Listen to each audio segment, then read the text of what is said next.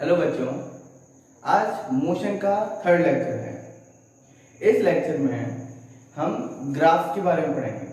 आज का पूरा ही लेक्चर ग्राफ पर बेस्ड है कि हम मोशन, कोई भी पार्टिकल मोशन कर रहा है उसका हम ग्राफ पे कैसे रिप्रेजेंट करेंगे, उसके मोशन को ग्राफ पे कैसे रिप्रेजेंट करेंगे उसको हम इसमें पढ़ेंगे। या फिर इस ग्राफ का क्या फायदा है, why we are representing this motion on a graph, what is the benefit behind it. ठीक है, और इससे पहले हमने क्या पढ़ा था, इक्वेशन ऑफ मोशन के बारे में। ठीक है, तो इसमें हम ग्राफ पढ़ते हैं। तो ग्राफ में जाने से पहले हम ब्रीफ आइडिया लेते हैं कि what is the importance of graph, why we are representing a motion on a graph. ठीक है, तो ग्राफ जनरली हम दो डायमेंशन में मोशन करते हैं, मतलब रिप्रेजेंट करते हैं, एक्स एक्सिस और वाई एक्सिस। ठीक है, इस up to 9 we are studying these two graphs, मतलब this two dimensional graph। तो इसे ले लेते हैं, इसे क्या बोलते हैं, एक्स एक्सिस, इसे बोलते हैं वाई एक्सिस। ये बेसिक्स में आपने पढ़ा हुआ 9 10 है ना, 6 7 में। अब इसे एक्स एक्सिस से वाई एक्सिस, ये हमारे ऊपर से क्या दे रहा है। अगर मैं ऐसे टाइम ले लूं, ये जो ग्राफ है क्या रिप्रेजेंट कर रहा है, time. 1 second, 2 second, 3 second, 4 second, 5 second, 6 second और 7 सेकेंड। 1 2 3 4 5 6 और 7, इस तरीके से पूरा ग्राफ है। इसे मैं मान लेता हूँ पोजीशन। क्या, पोजीशन ग्राफ। पोजीशन ग्राफ मतलब पोजीशन लाइन। तो 1 meter, 2 meter, 3 meter, 4 meter, 5 meter, 6 meter, 7 meter. Is that clear? 1 2 3 4 5 6 and 7। तो ये 7 ये 7। अब इसमें कोई भी मोशन है कि पार्टिकल का position with respect to time बढ़ रहा है, पार्टिकल का पोजीशन ओरिजिन से विद रेस्पेक्ट टू टाइम दूर हो रहा है, तो स्टार्ट करते हैं ओरिजिन से। ठीक है, और ये टाइम के रेस्पेक्ट में क्या जा रहा है, बढ़ता जा रहा है। अब मेरा डाउट है कि at t is equal to 3 second what is the position of a particle। at t is equal to 3 second what is the position of a particle। तो मैं क्या करूंगा कि पैरेलल लाइन ड्रॉ करूंगा। ठीक है, और मैं देखूंगा कि किस पोजीशन पे आ रहा है। अगर ये यहां आ रहा है तो इसका मतलब पार्टिकल की पोजीशन कहाँ है, कुछ भी हो। अगर इसे 1.5 भी है, 1.5 मीटर, तो particle is at 1.5 meter from origin at t is equal to 3 second. मतलब हम ग्राफ के जरिए किसी भी इंस्टेंट पर पार्टिकल की पोजीशन पता कर सकते हैं। At t is equal to 5 second what is the position of particle. At t is equal to 5 second, position of particle is 3 meter. देख सकते हो ना, ग्राफ का मोशन में रिप्रेजेंट किया। और इस तरीके से हम ग्राफ के जरिए किसी भी इंस्टेंट पर पोजीशन फाइंड आउट कर सकते हैं। तो पहला क्या हो गया, पहला बेनिफिट हो गया, we can find position at any instant, at any instant.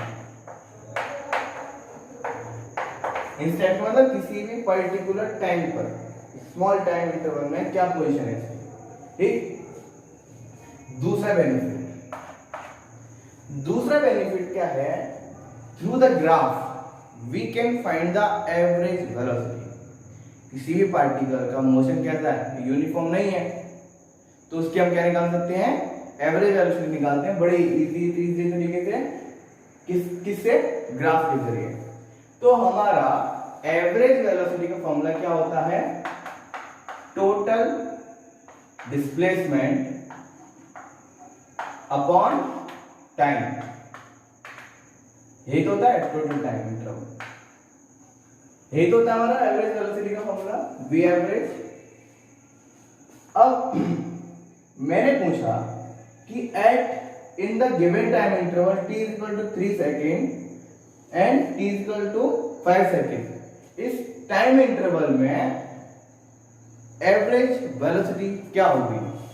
तो हम देखेंगे कि इसमें यहां से लेकर यहां तक कितना डिस्टेंस कवर किया, डिस्प्लेसमेंट, पोजीशन चेंज हो रही है तो ये क्या होगा, displacement.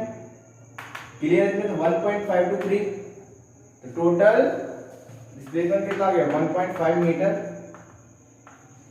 3 minus 1.5 upon 2 second, 5 minus 2 second upon 2। So this is the v average.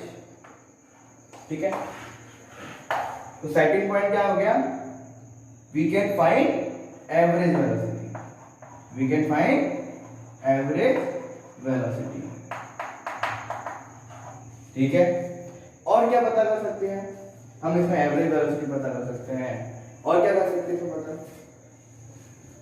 Instant, किसी भी इंस्टेंट पर इसकी पोजीशन पता कर सकते हैं।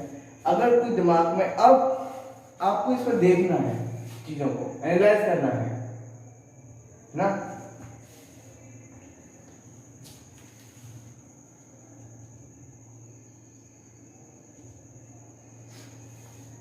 और इसमें पता कर सकते हैं कि किसी भी इंटरवल में उसका डिस्प्लेसमेंट क्या होगा, किसी भी टाइम इंटरवल में पार्टिकल का डिस्प्लेसमेंट कितना होगा। अगर मैंने बोला इन t इज इक्वल टू 2.5 से लेकर t इज इक्वल टू 7, यहां से t इज इक्वल टू 2.5 से लेकर t इज इक्वल टू 7 के बीच में पार्टिकल का डिस्प्लेसमेंट कितना होगा, तो क्या करेंगे हम, ये रहा t is equal to 1 second, t is equal to 1 second है ना, ये इस t is equal to 2.5 second है, और पोजीशन क्या है उसकी 1 मीटर, पोजीशन क्या है 1 मीटर। तो और 7 पोजीशन क्या है हमारी, परपेंडिकुलर लाइन खींचो इसे में, और इसी एक्स एक्सिस के पैरेलल इक्वल लाइन खींचो। क्लियर? तो पार्टिकल की पोजीशन इस जगह पर है और displacement is asking in a given time interval t is equal to 2.5 to t is equal to 7। तो क्या करेंगे, ये t is equal to 2.5 position is 1 meter, t is equal to 7 is 6 meter, तो 6 माइनस 1 इज 5, तो displacement is 5 metre. तो हम किसी भी पार्टिकल का किसी भी इंटरवल में डिस्प्लेसमेंट निकाल सकते हैं by the representation of a. अब इतनी सी बात है ग्राफ की, इतने बेनिफिट है। अब इसमें कई सारे ग्राफ है। ये ग्राफ कैसा है, पोजीशन टाइम का, टाइम एंड पोजीशन का। अगर इस ग्राफ को मैं वेलोसिटी एंड टाइम करूं या फिर एक्सेलरेशन एंड टाइम करूं तो इस पर क्या फर्क पड़ेंगे। तो एक ही करके एग्जांपल समझते हैं। आपने एक्स टी ग्राफ पढ़ लिया, पोजीशन एंड टाइम ग्राफ पढ़ लिया है, पोजीशन टाइम ग्राफ के जरिए हम 3 चीजें फाइंड आउट कर सकते हैं। अब हम देखते हैं velocity graph and time graph, velocity versus time graph. तो आगे बढ़ते हैं टाइम ग्राफ के लिए, we can move to the velocity and time graph.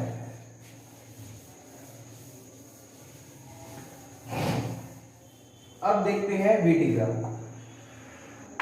VT graph क्या है, same thing, v t time, time is in second, v is in meter पर second. ठीक है, और इज टाइम भी 0, वेलोसिटी भी 0, 1 2 3 4 5, यहाँ पे देखो ना 1 2 3 4 5, 1 2 3 4 एंड 5, 1 2 3 4 एंड 5। अब इसमें मोशन है, तो पहले देखते हैं, कुछ भी ले लो, कोई बॉडी है, पहले उसकी स्पीड क्या हुई, डिक्रीज हुई, सपोज 5 मीटर पर सेकंड स्पीड से चल रही थी, तो उसकी स्पीड डिक्रीज हुई, कॉन्स्टेंटली डिक्रीज हो रही है। फिर उसकी स्पीड क्या हुई, बढ़ गई, उसकी वेलोसिटी क्या होगी, बढ़ गई। तो उसका ग्राफ कैसे बनाएंगे, पहले t is equal to 0 second, तो वेलोसिटी इज 5 मीटर पर सेकंड। ओके, एंड एट यहां से t is equal to 3 second, velocity is 3 meter पर सेकंड। 1 मीटर पर सेकेंड, ठीक है। इस तरीके से फिर से ग्रेजुअली क्या हुआ, इंक्रीज हुआ। इस तरीके से इसकी वेलोसिटी पहले घटी, फिर वेलोसिटी बढ़ गई। उसमें क्या हुआ था, पोजीशन बढ़ रही थी। पोजीशन पहले क्या थी, 0, फिर बढ़ गई पिछला ग्राफ में। इसमें क्या वेलोसिटी पहले घट गई, बढ़ गई। कुछ भी हो सकता है कि at t = 0 velocity can be 0, तो फिर यहां से वो वेलोसिटी बढ़ रही है, ऐसे ग्राफ जाएगा। फिर वेलोसिटी बढ़ रही है तो ऐसे ग्राफ जाएगा। ये डिपेंडेंसी आती है इक्वेशंस पर कि हमारी इक्वेशन कैसी है। तो इक्वेशन से ग्राफ इस आपके सिलेबस में नहीं है 9th क्लास में। इक्वेशन से हम ग्राफ कैसे बनाते हैं, that will come in higher classes. So आप ऐसे इतना समझें कि आपको ग्राफ दिया जाएगा क्वेश्चन में कि ग्राफ है, गिवन है, इसमें से आप पूछेंगे, जो हम बताएंगे, जो हम क्वेश्चन पूछा जाएगा उस ग्राफ को रिप्रेजेंट ऑलरेडी पहले कर चुका हो कि ग्राफ ऐसा है, और इसमें से वो क्वेश्चन पूछेगा। अब क्वेश्चन कैसे पूछेगा वो देखते हैं। तो पहली चीज हम ये वीटी ग्राफ से क्या क्या बता सकते हैं। तो पहली चीज देखते हैं क्या है, मैं वेलोसिटी निकाल सकता हूं किसी भी इंस्टेंट पर at t = 3 second. What is the velocity, 1 metre पर सेकेंड, ओके।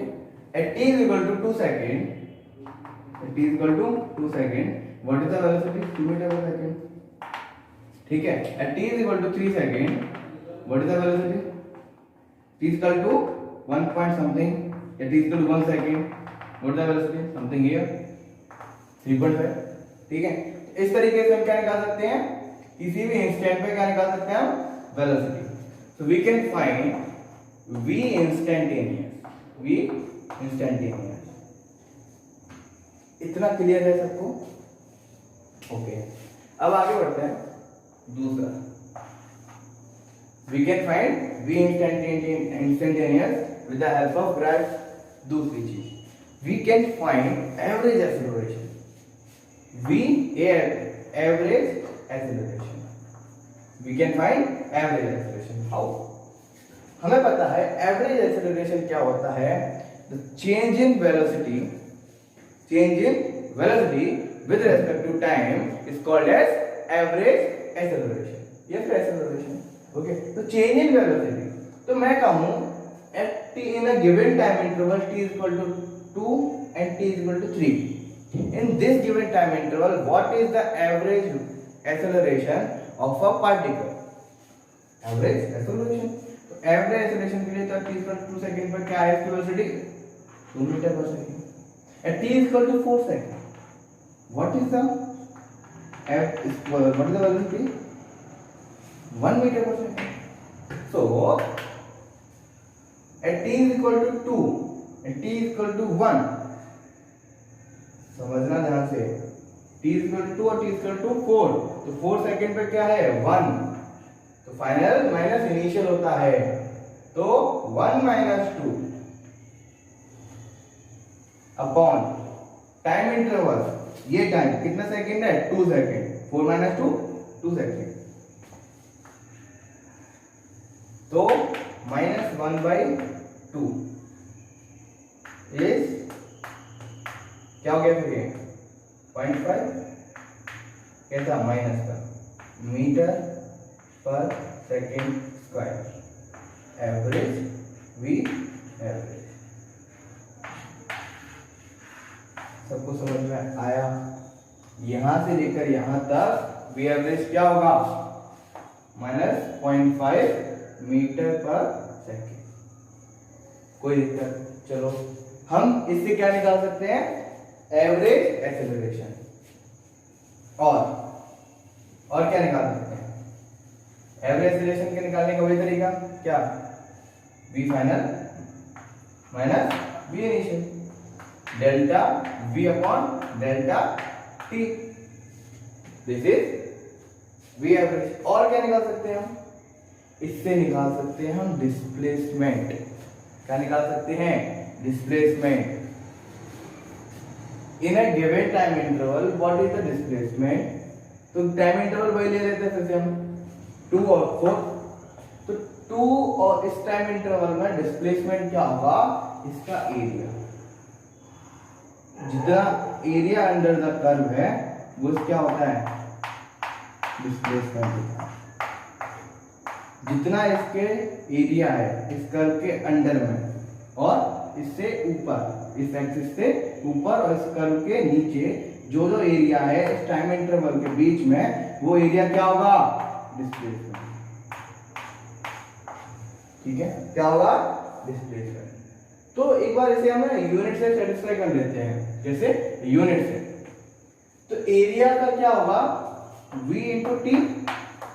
अगर सपोज यहाँ बॉक्स होता, कोई अगर ऐसा ग्राफ होता कि इसमें यहाँ पे कर्व आ रहा है, मतलब बॉक्स टाइप में आ रहा है, क्यू शेप में आ रहा है, तो क्या करता, अगर ये v है तो ये भी v होता और ये t है, तो एरिया क्या होता, v इंटू टी।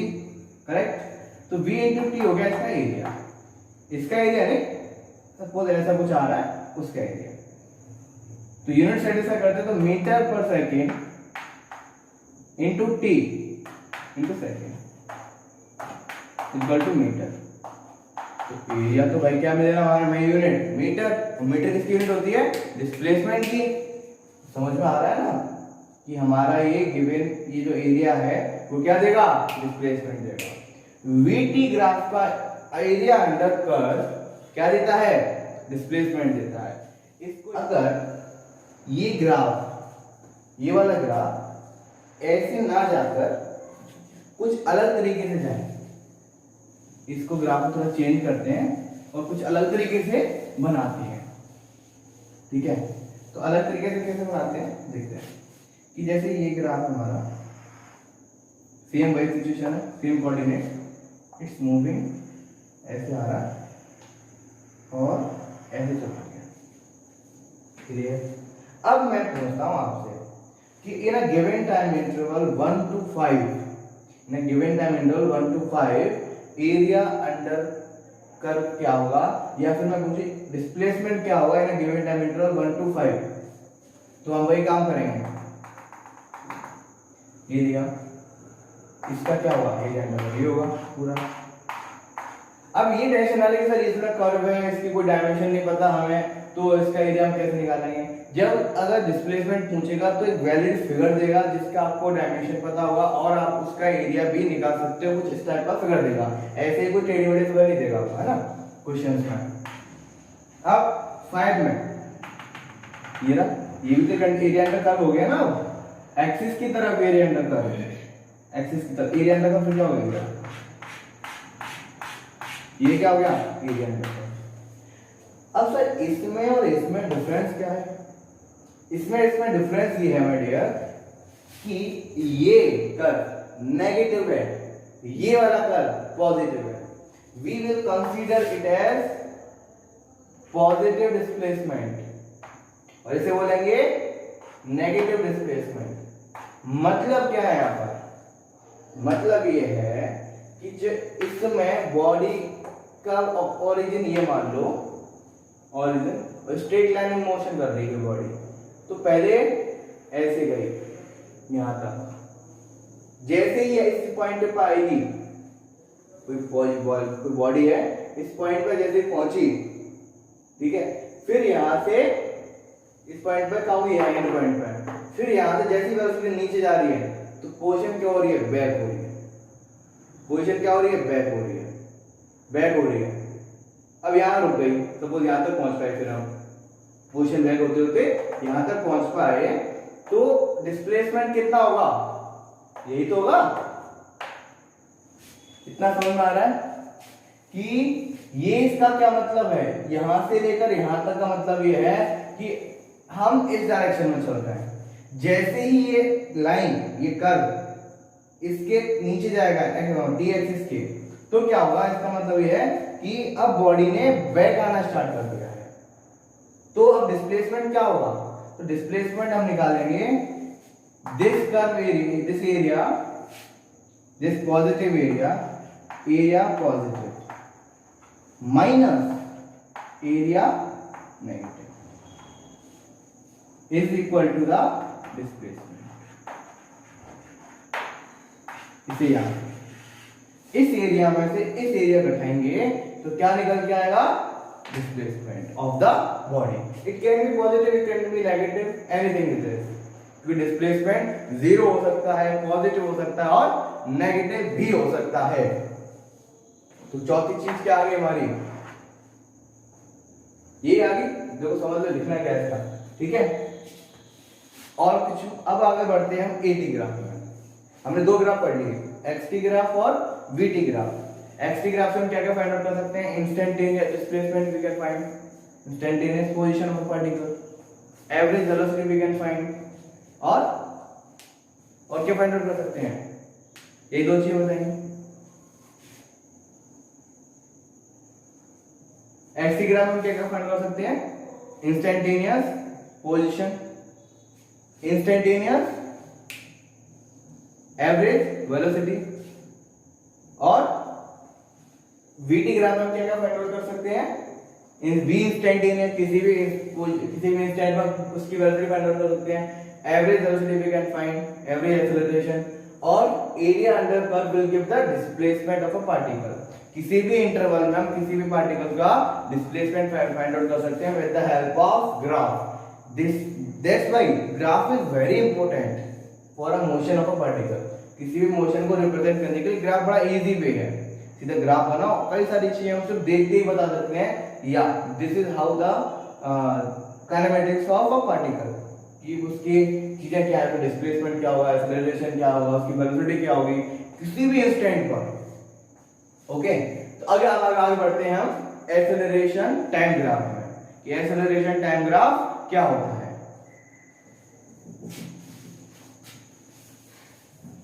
अब बढ़ते हैं हम एक्सेलरेशन टाइम ग्राफ की तरफ। तो फिर से वही बनाएंगे हम एक्सेलरेशन टाइम ग्राफ में कि ए टी, तो वही पोजीशन फिर से, ठीक है। तो अब डायरेक्टली से समझते हैं, ज्यादा डीप में ना जाके, तो फिर से वही ग्राफ बनाएंगे।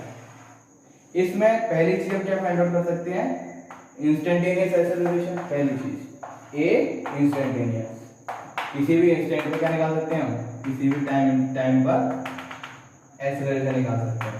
दूसरी चीज क्या फाइंड आउट कर सकते हैं, दूसरी चीज फाइंड आउट कर सकते हैं हम change in velocity. How, area under the curve T1 area under the curve in a ET graph will give the change in velocity. How?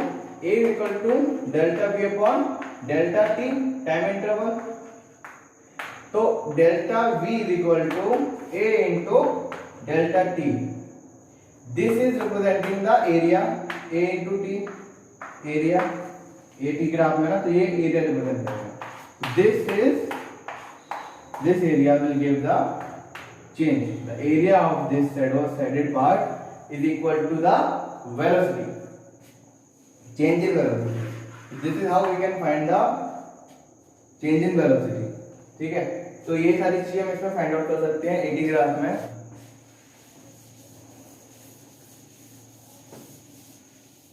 तो हमारे सिलेबस में इतने ही ग्राफ हैं, एक्सटी ग्राफ, वीटी ग्राफ और एटी ग्राफ, ठीक है। और भी ग्राफ होते हैं जैसे x position and velocity graph, ठीक है, और एक्सेलरेशन एंड पोजीशन ग्राफ।